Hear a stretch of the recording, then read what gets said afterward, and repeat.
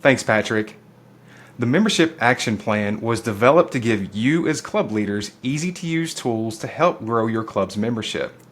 The top 10 tips were taken from the webinars from this past year. The tips fell into the categories of club experience, finding great new members, asking and informing members, engaging members, and building a plan. Let's dive in. Are your guests bored in your club meetings? Eric Johnson shares what his club experience is like in our first tip. Your regular weekly meetings should be for your guests. It's the chance to show off your club. It's the chance for that guest to come in and say like, wow, I can be really involved in something here. The regular meetings are not for your members. Your members already know what your club does. Your members know the opportunities there are to engage in the community. Your members know how fun it is. But the guests, what's the guest going to walk away with? The guest really needs to see and hear everything that your club does and can do in the community so that they leave saying, oh yeah, I want to be involved in that. If your whole meeting is spent on something that should be done in a committee meeting outside of the meeting, what's the guest thinking? The guest is going to be bored to death in that meeting. You don't want to bore your guest. You want to wow your guest. In tip number 2, hear how Amy Benton's club used surveys to improve club experience. When my leadership team met for the first time back last spring, we decided that we wanted a fun family atmosphere where everyone truly cared about each other. First, we needed to find out exactly what our members were looking for in their Rotary experience. So what we did was to send out a survey, and then we met with some of the members that we had lost over the last few years and polled them to find out maybe the things that we were doing right, or maybe some things that we weren't doing right. One of the biggest needs we found in our club was communication. People really wanted to know that they were important in our club. They were a part of that Rotary family. And so we set up lots of ways that we could communicate with our members and lots of opportunities that would begin with day one of membership. Philip Brown's club identified who was missing from their club, then went to work finding great new members. Here's tip number 3. Our growth over the past few years has come from a targeted approach to prospecting. Our leadership named an unrepresented or underrepresented population in our club: fire, police, EMS, and teachers, all public servants. We developed a list of people we know who hold the same values as Rotary. We used a Google Sheet, but you can also use DACDB or other ways to organize your leads. Leadership held one-on-one meetings with the heads of the various groups and recruited directly from those areas. What we found was our biggest population came from the educators. Once your leads are generated and you've organized them, etc., you call them and invite them personally. You explain the good work. Finding the right fit is critical.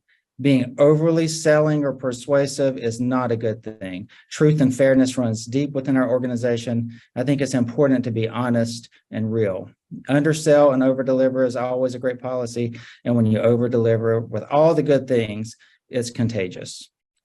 In tip number 4, J.J. Lullen's club adopted an impact club model to connect to community neighbors and found great new members. We have a neighborhood very close to where our Rotary Club meets. And as we started talking about impact, we started asking ourselves, wondering out loud why we don't have any members from that neighborhood. And we had thought about it. We wondered, are our dues too high? Is the time commitment too much? And then impact allowed us to reduce those 2 hurdles. And as we did that, we already right now have 2 members from that neighborhood. Let's not limit our village just to a zip code or some county boundary. For example, where the hospitals where we serve, we want to consider it our hospital. Wherever school we support, we want to consider that our school. Whatever neighborhood we walk into, we want to consider that our neighborhood.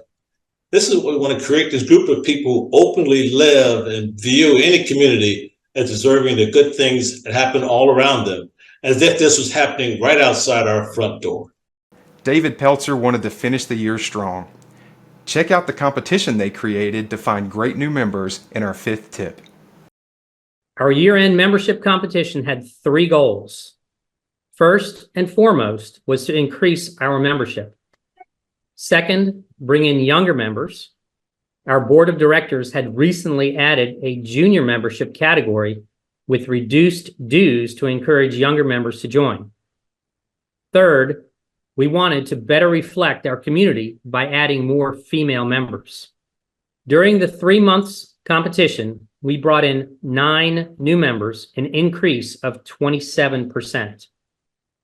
We also built more club camaraderie and a better connection with club members. Team UNC did, in fact, serve breakfast to Team UVA. Most importantly, it helped build momentum for our growth over the coming years, as well as helped our club better reflect our community in age and sex demographics. Every club will lose members. Zone 33 Rotary Coordinator Terry Weaver shares how to build a plan based on the facts in our 6th tip. Well, attrition is pretty predictable based on the average membership loss of a given club over, say, the past 3 years. And successful clubs realize they need at least enough new members to replace those that are likely to terminate, which will be about the same number as usual, plus some for moderate growth, whatever that growth goal is. You know, in our businesses, we realize that we have to get new orders each month, starting at the first of the year, in order to meet our revenue goals, right? Well, wouldn't the same apply to new members in a Rotary Club? In the Membership Success Center, we've built a progress dashboard that works on that basis, looking at the club's net membership growth goal, then adding the number of additional members needed to replace those likely to terminate based on our recent attrition history. Surveying your club helps understand your members' needs, and their needs might be simpler than you think. Hear what Rich Ungaro learned just by asking in Tip 7. Also, they wanted to know, how do I bring a guest? How do I do that? So we actually had a session where we taught them how to bring a guest. And a lot of times we found out that they were hesitant to bring a guest because they were afraid the club wouldn't like their guest, and they were afraid that their guest wouldn't like the club. So that's where we came up with a celebratory thing of making them stand up, sing a song to them, shake their hand. So at the end, the guests at the end always told the person that invited them, I love this club. New members can struggle getting to know other members during a regular club meeting. Tracy Hajir had that experience as a new member and decided to do something about it. Check out how she engaged new members in Tip 8. I was also concerned about how I could make new members more comfortable in the beginning of their experience. That was one of the memories I had when I was a new member, that I just never felt quite connected. I never felt like I could create a conversation. Our meeting time were so short that it just was never conducive to that. So I thought, how would I connect them to more seasoned members? So I created a bingo card game. Each member's name was listed on the card, and each new member was given a sheet. On each table were sheets of star stickers. The new members were expected to introduce themselves to someone they didn't know and say a bit about themselves, and the seasoned member would in turn talk a little bit about themselves, and then they'd place a star on their name on the card. When the new member had the card 80% filled, they received a goodie bag, which was just basically tchotchke I'd gathered from business members in our club. It ended up being a huge success. Not everyone had their card filled in, but it definitely broke the ice and gave them a reason to speak to each other initially. Membership growth is a team sport. In tip number 9, Don Harris shares how to start building a plan. The primary factor for our district was to lead by example, and we implemented a district membership action plan. Well, just as important as a plan is to encourage your clubs and to get your members to fully engage. And you begin with the surveys, as David mentioned, club assemblies, having them look at their year-over-year results, helping them understand the attrition rates are real and how they must begin conversations about how clubs can be more intentional and implement better solutions for whether they need lead generation, onboarding of new members, or try to increase retention of their members. Providing our clubs with this tangible tool, this membership action plan template, was such a meaningful step to first help them get started to being intentional about their membership attraction, retention, and engagement. Mary Ligon highlights why setting goals and making a plan matter in Tip 10. You are 75% more likely to achieve goals if they are written down. Also, if they are challenging but achievable, that will lead to better performance 90% of the time. And then weekly progress reports increase your success rate by 40%.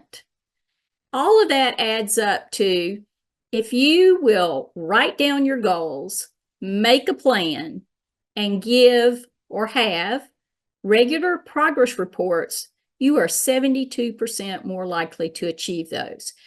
With so many great tips this year, 10 just wasn't enough. We've got a bonus tip for you. Does your club have FOMR? Eric Johnson's club has created that club experience. FOMR, kind of a funny thing because, again, our meetings are so out there and crazy.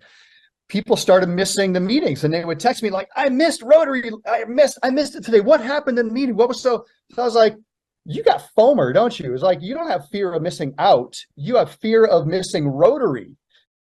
So there you have it. Our top 10 tips plus one bonus tip from the Membership Action Plan on how to grow membership in your Rotary Club. Want to learn more?